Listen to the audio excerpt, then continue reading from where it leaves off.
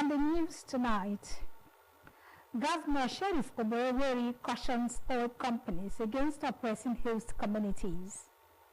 Intending pilgrims in the state has to be good ambassadors.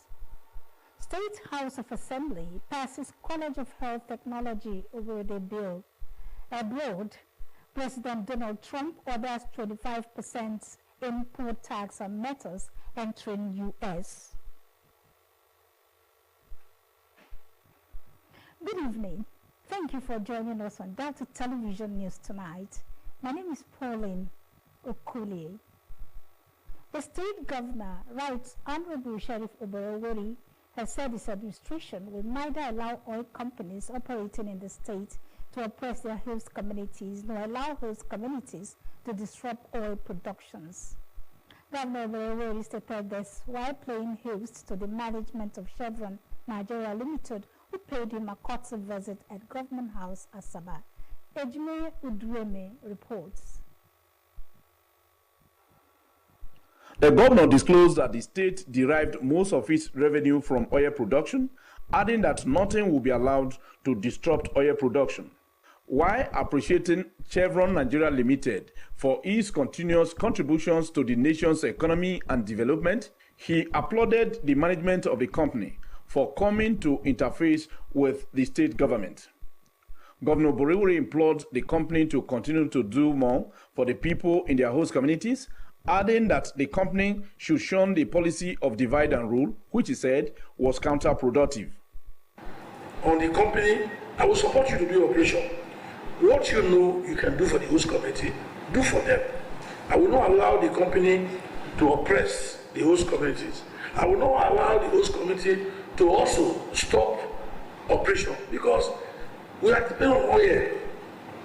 So if the producers are not there, we cannot be able to do roads, infrastructure, and so many things.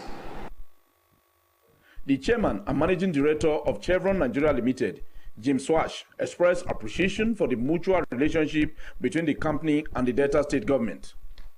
He said the company will continue to sustain the partnership with host communities through adherence to Memorandum of Understanding and corporate social responsibilities.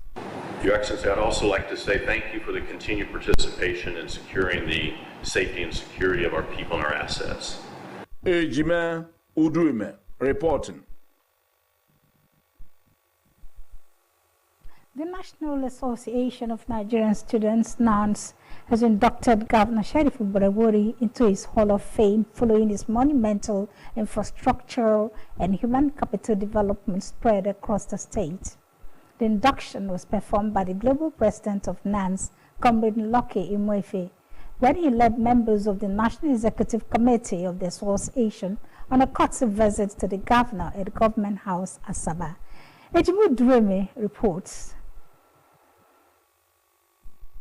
Comrade Imoefe Idetan said Governor Oborevwori's phenomenal strides were visible to all Nigerians, which he said singled him out for the honor and assured him of the continued support of the students' body in advancing his administration's more agenda for Deltans. On regular monitoring of projects, the student leader appealed to the governor to sustain the tempo of inspection so that Deltans will get value for money spent on projects. We are aware of your tremendous achievement as governor of Delta State. That's why the leadership of NANS have decided to convene their secretariat to Delta today. First and foremost, to commend you for your good work in the education sector, in health sector, and other aspects in Delta State. And on that note, the leadership of NANS has unanimously resolved to induct you today into the Hall of Fame of the National Association. Responding, Governor Sheriff Oborevwori, who thanked the students' body for the honor done him, said the vision of his administration was to ensure that residents of the state had affordable and quality education at all levels, even as he pledged to continue to implement policies and programs that will impact positively on the lives of the people. Governor Oborevwori congratulated the NANS president for doing Deltans proud, adding that the inclusion of youths in his cabinet was to give them a platform to showcase their talent. Training them in university, trying as much as possible to engage them. And I know that So I came in. We have employed teaching and non-teaching staff in the local government. Over 3,000 we have employed. Even in the university, you will notice that in the university, we have also done employment. We continue to employ more because as you are employing more people, you are taking them, those who are graduated from the labor market. These are the things we want to do. And we're also doing empowerment for our youth. In the area of bursary, the governor said over 30,000 students of the state origin were receiving bursary, stressing that a lot was being done to fast-track all-round development. But education remains in youth depth. So what you can give to your people is education. Once you give them education, you have given them a platform to stand. And that's what we are doing. And you see in our universities today, we have encouraged them to continue to do well. We are the only state in Nigeria that have 4 universities. Ejime Uduime reporting. The state governor, Right Honorable Sheriff Uberegori, has advised the state's intending pilgrims to act as good ambassadors of the state and conduct themselves in a manner that will bring honor to the state and the body of Christ while in Israel and Jordan. The governor gave the advice at a one-day orientation seminar for the year 2024-2025 Christians pilgrimage held at the State Christian Association of Nigeria CAN Secretariat in Asaba. Henry Usiayo reports. Governor Oborewori said that Christian holy pilgrimage was a spiritual journey which should not be treated as a mere festivity. The governor, represented by the commissioner in the Bureau for Special Duties, Mr. Etacherure Terry, urged the intended pilgrims to refrain from any thoughts of absconding while in the Holy Land and to avoid engaging in any unholy activities. He charged them to remember they were ambassadors of Christ and the more agenda, encouraging them to pray and seek God's guidance for the restoration of the nation's lost glory and the Church of God when they reached Israel. As you embark on this sacred journey, remember you are ambassador of Christ and the Delta State government, and by the extension, we are ambassadors of the more agenda. The chairman of the Delta State Christian Pilgrims Welfare Board, Senior Apostle Silvanus Okorote, revealed that 250 pilgrims apart from officials will be airlifted to the Holy Land and commended Governor Sheriff Uberegori for being the first and the only governor in the South-South zone that has paid for his pilgrims to travel to the Holy Land. This opportunity to go to the Holy Land and pray for yourself first. Pray for your family, number 2. Pray for him as a governor of the state, and pray for our dear Delta State. The chairman of the Delta State chapter of the Christian Association of Nigeria, CAN, Reverend Lucky Osagbakwe, and the executive secretary of the Delta State Pilgrims Welfare Board, the very Reverend Father Christopher Ekabo, assured the state government that the pilgrims will conduct themselves admirably. Nigeria is in dire need of men and women of prayers. May God, through this journey, raise men and women of prayer from among us, who even the unbelievers will attest to their effectiveness in the ministry of prayer. The expectation of the state government and the board in question expect 0 abscondment. Everybody will go and come back 100%. And they will go as practicing Christians with faith and come back with stronger faith. Added to that is lifting up the governor and his family up in prayer, Delta State in prayer, Deltas in prayer, for us to have a better blessed state. The seminar had as its theme, pilgrimage as a tool for spiritual renewal. Henry Usiayu reporting. The State House of Assembly has passed the Delta State College of Health Technology Uburode Bill in its Soko North local government after careful deliberation. Favor Okafor brings details.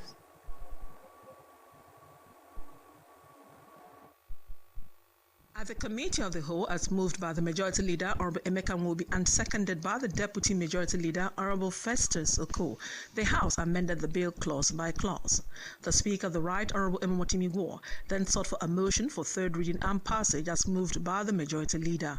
And I want to say that by the passage of this bill, we are giving legal framework for the establishment of another School of Health Technology in the state.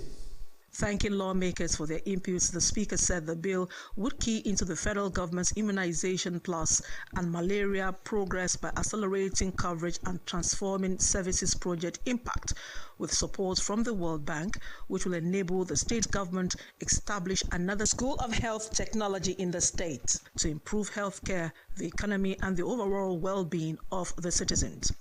The Majority Leader had earlier in a statement to the House debunked rumors making rounds that some People's Democratic Party PDP card-carrying lawmakers in the House were planning to decamp to other parties. The Speaker, who also frowned at the false allegation, stated that the Governor Sheriff Oborevwori-led PDP government in the state has, through his More agenda, brought meaningful development to all sectors of the state. PDP in Delta State is very strong, intact, and our people are very, very happy with the present government as led by His Excellency Right Honorable Sheriff Oborevwori, and Deltans are very happy with the More agenda. Favor Okafor reporting. Meanwhile, Deltans have been assured of more development strides under the Governor Sheriff Oborevwori More agenda. The Majority Leader, Honorable Emeka Nwobi, said this while addressing journalists on the decamping rumors by some sitting lawmakers making rounds on social media. He assured Deltans that the PDP was united in the state, urging all to discountenance the rumor. He said in the State Assembly there is no party division as members are united in vision. Speaking on the importance of the passage of the Delta State College of Health Technology over the bill, Honorable Nwobi said the bill would enable government take advantage of the opportunity provided by the World Bank in having another school of health technology in the state that would be dedicated to the training of healthcare professionals who would provide ancillary services in the health sector. Youths posted to the state under the National Youth Service Corps (NYSC) have been charged to demonstrate discipline and selflessness as patriotic citizens. Governor Sheriff Oborevwori gave the charge at the closing ceremony of the 2024 Batch C Stream 2 Corps members deployed to the state, held at the NYSC Permanent Orientation Camp in Seluku, Anachar North Local Government Area. Henry Unogwa reports.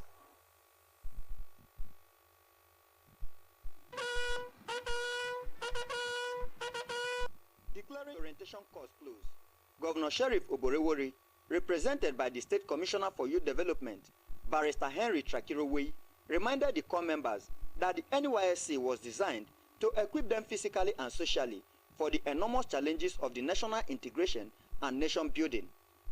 The governor charged the corps members to take the orientation course and their one-year mandatory service seriously, impart on the youth in their host communities, and be guided at all times by the NYSC motto, service to humanity. We will continue to meet your welfare needs. We will also continue to recognize and reward outstanding corps members who distinguished themselves during the service year.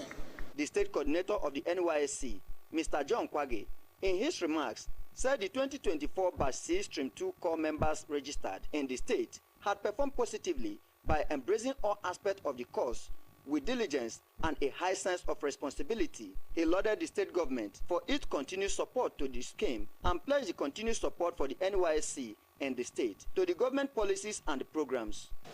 I urge you to remember the lessons you have learned during the orientation program. You have now become ambassadors of the National Youth Service Corps and vanguards of patriotism, loyalty, integrity, and selfless service. The ceremony featured the inspection of a guard of honor by the governor's representative and dress demonstration by the corps members. Henry Onogwa reporting. Officers attached to the Asaba zone of the Delta State Traffic Management Agency, DESMA, have been urged to eliminate all forms of indiscipline and show commitment to the agency's objectives and goals. This charge was given by the agency's board chairman, Chief Peter Edion, and Director General Honorable Benjamin Okemute during an inspection of the zone.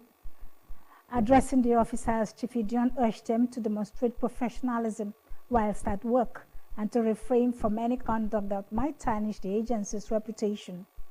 He emphasized the importance of embracing the ongoing transformation and rebranding process led by the board and management to position DESMA as the foremost traffic management agency in the country. The Director General, Honorable Benjamin Okemute, in his remarks warned the officers that the era of gross indiscipline and absconding from their duty post was over, and that sanctions will be meted out to defaulters, including withholding of their allowances and non-promotion. He also revealed that efforts were underway to restructure the agency into a full-fledged paramilitary outfit designed to meet its ever-expanding responsibilities. He mentioned that some officers will be deployed to the Provost Department and trained by the police to ensure discipline among officers of the agency, while others will be deployed to the intelligence unit and trained by the Department of State Services, DSS. Believers have today been observing the World Day of the Sick, introduced by the late Pope John Paul II, to draw attention to the need for believers to pray for the sick and those caring for them. Eunice Emeazia went to town on the spiritual circumstances surrounding the observance. Some respondents affirmed their belief in the healing power of God, saying prayers were a veritable channel of accessing that power. Yes, I believe in the healing power of God. I believe in the healing power of God because the Bible said by His stripes we are healed. And of course, nothing on earth works without God. The power of God is ultimate. The doctors will tell you that there is no healing without God.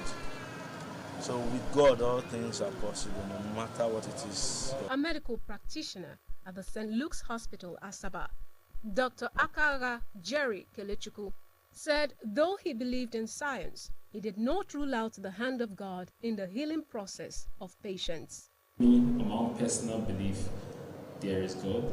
We believe in a supreme being, God, to cure them. And with the advancement of medicine, we do the best that we can and hope for the best. The respondents advised believers to continue to offer prayers and show empathy to those suffering from various illnesses as well as their caregivers. I want to also use this opportunity to advise those that are taking care of the sick that they should not be discouraged. Caregivers are like angels. When a person is sick, you see a lot of persons despise such a person. So whoever it is that is a caregiver is an angel. So my word of encouragement to them is that they shouldn't give up. They should keep doing that good work because their reward is actually in heaven. The sick is don't give up hope, adhering to your medications. We believe in God, pray to God. There's nothing God can do. For the caregivers, you can't overexercise empathy. It's not easy to be a caregiver, it's not easy to be sick, but you have to just be empathetic, put yourself in the place of the person that's sick, give them all the emotional support they need, physical support, all the support they would need, because to be sick is not easy, and I wish all of them we could cover. This year's observance of the World Day of the Sick is the 33rd and has as its theme, Hope Does Not Disappoint, adopted from Romans chapter 5, verse 5. Eunice Emeazia reporting. Persons portraying the state in negative light have been told to desist and work together with government to greater heights.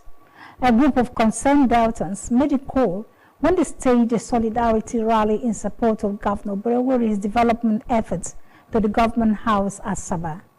The leader of the team, Prince Godwin Dayega, among other members, cited the infrastructural development projects going on around the state, which had attracted recognition from various quarters, urging the governor to remain focused and sustain his good works. The Chief of Staff, Government House, Honorable Johnson Erijo, who received the team on behalf of government, commended the group for its patriotic display and comportment, urging them to continue to support the present administration and its efforts at delivering more dividends of democracy to the people.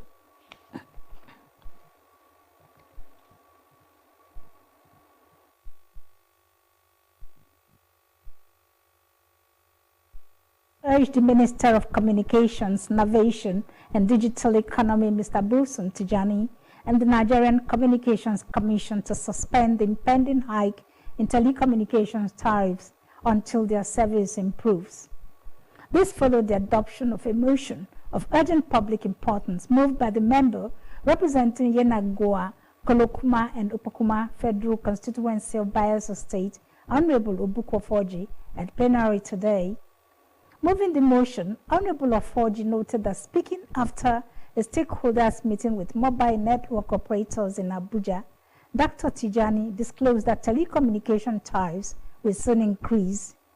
Lawmaker said the argument of the telecommunications companies for the hike includes the cost of investment, better networks, increasing demand for digital services across sectors such as education, banking, and healthcare, among others.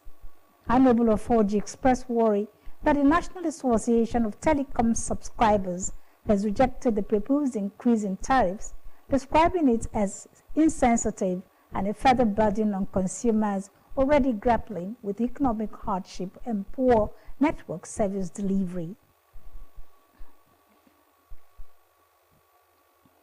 After missing the December 31, 2024 deadline set by the federal government to generate 6,000 megawatts of power, latest data posted by the Nigerian Electricity Regulatory Commission (NEC) has indicated that Nigeria's average hourly electricity generation rose marginally by 3% in January 2024 to 4,681 megawatts from 4,524 megawatts recorded in December 2024.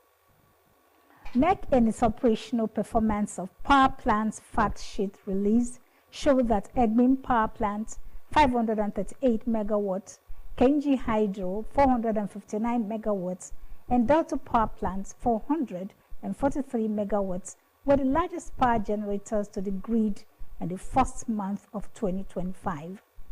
The data also indicated that with an installed capacity of 13,625 megawatts, plant's available capacity remains very low at 39.2% and 5,339 megawatts in January 2025.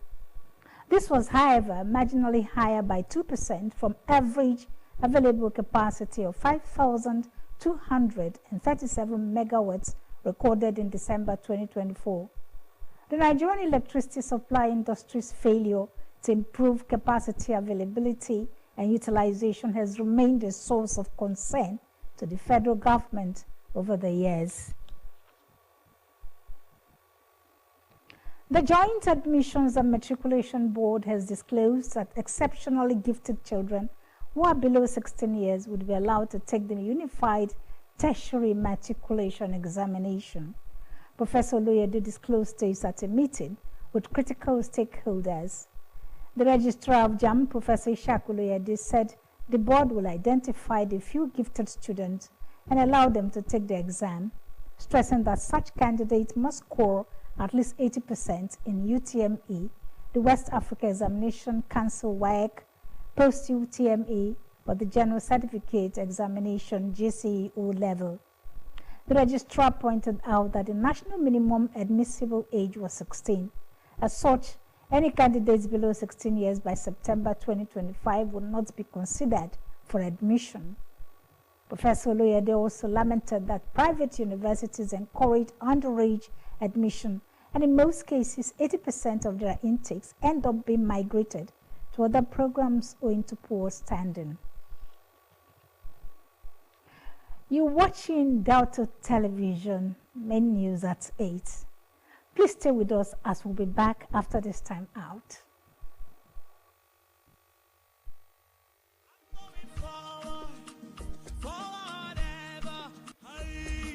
Have you heard of Party Rosie Real Estate Limited? We build and develop communities. We buy and sell lands. We have lands in Oyibo, Uboma, Omok in River State, and in Delta, Ibuzo, Ogwashi, Ologwashi, Abogwashi, Wari, Oreope, and environs. For more inquiries, please call 081 6633 4208 or 090 1254 0654 or 070 1520 5720. Party Rosie Real Estate Limited. Your dream home can become a reality. What if upgrading your TV doesn't mean buying a new one?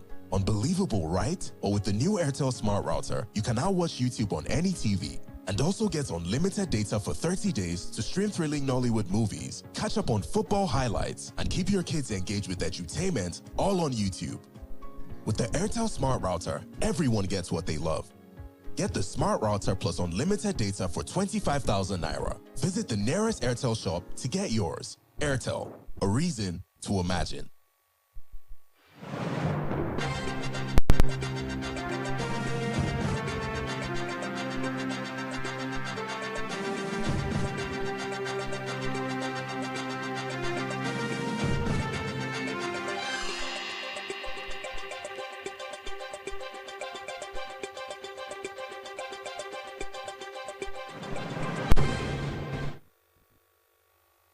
We'd like to welcome you back to Delta Television main news at 8. Let's join our business news desk for happenings in the business sector. The Dangote Petroleum Refinery says it has raised daily production to 85% of its 650,000 barrels per day capacity, hoping to hit full capacity in the next 30 days. Officials of the firm, however, declined to state where the plant intends to source its crude oil, as supply from Nigeria has been limited. The 85% capacity indicates that the refinery is currently running at 552,500 barrels per day. The Vice President of Dangote Industries, Devakuma Edwin, told Reuters that plans were underway to hit full capacity in the next 30 days. Mr. Edwin was quoted as saying that the facility was currently operating at 85% capacity, adding that it can go 100% in 30 days. An official of the Dangote Group had earlier told newsmen that the refinery is planning to attain its full capacity by the middle of the year, June 2025. However, Edwin's comment that the feat could be achieved in March appears to be a testament that the $20 billion facility is serious about stopping fuel importation to Nigeria and Africa. The Central Bank of Nigeria, CBN, has scrapped free withdrawals for customers using other banks' automated teller machines, ATMs. It will be recalled that it was pegged at 3 free withdrawals per month. CBN said the review was necessary due to rising costs and the need to improve efficiency of ATM services. By the new directive, the 3 free monthly withdrawals allowed for other banks' customers in Nigeria under Section 10.6 and 2 of the guide shall no longer apply. However, withdrawals made from a customer's bank ATM will remain free. Customers using another bank's ATM will be charged 100 Naira per 20,000 Naira withdrawal if the ATM is located within bank premises. But for withdrawals made at off-site ATMs, a charge of 100 Naira per 20,000 Naira withdrawal will apply, along with a surcharge of up to 500 Naira. The surcharge, according to CBN, an income of the ATM deployer or acquirer must be disclosed at the point of withdrawal.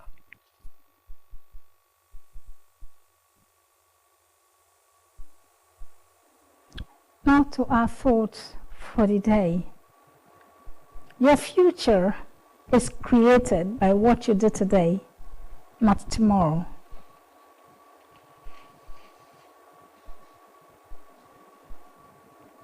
Our highlights before we go. The state governor, Right Honorable Sheriff Oborevwori, has said his administration will neither allow oil companies operating in the state to oppress their host communities, nor allow host communities to disrupt oil productions. Who